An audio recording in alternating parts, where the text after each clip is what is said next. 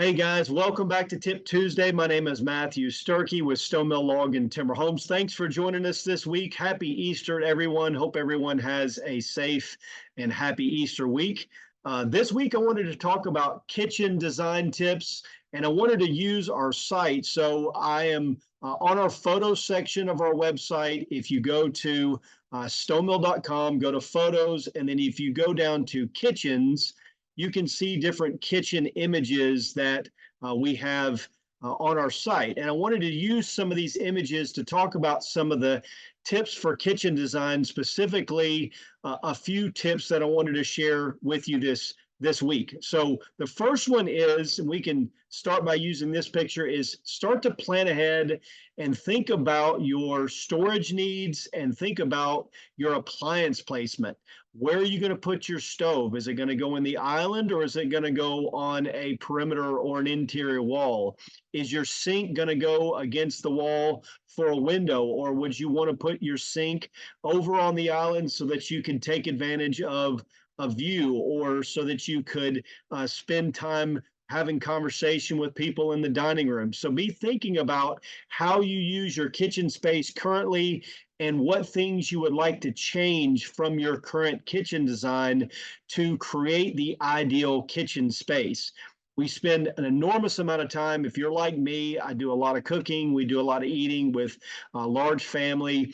And it's really important that you have your appliance placement laid out correctly and that you think about your storage needs, specifically for countertop appliances, things like coffee makers. Do you want that stuff to sit on the countertop, or are you one of those that likes a clean top with nothing on top of it? You want all your utensils to be in drawers.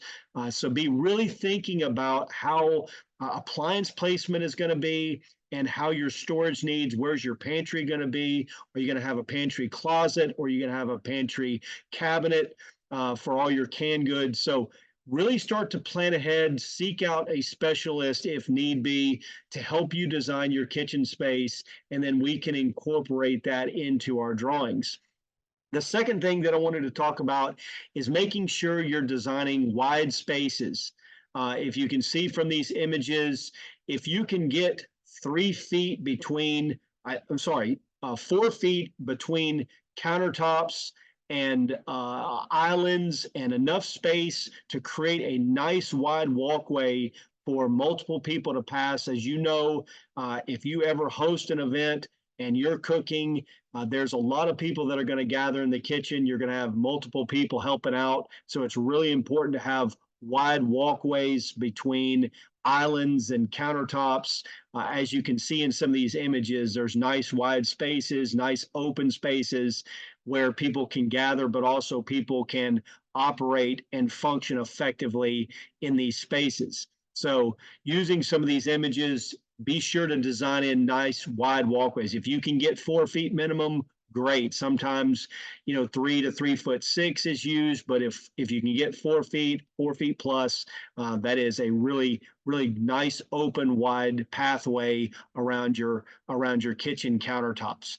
And then the third thing is determine the function of your island. What is it going to be used for? Is it going to be a prepping space? Is it going to be a cooking space? Is it going to be a serving space? Are you going to have a raised bar with bar chairs and a high top where you lay out some kind of buffet? So there's lots of different ways to create an island space. As you can see from some of these different images, appliances are laid out differently. Islands have different functions. Some of them are used for eating, serving, prepping, cooking.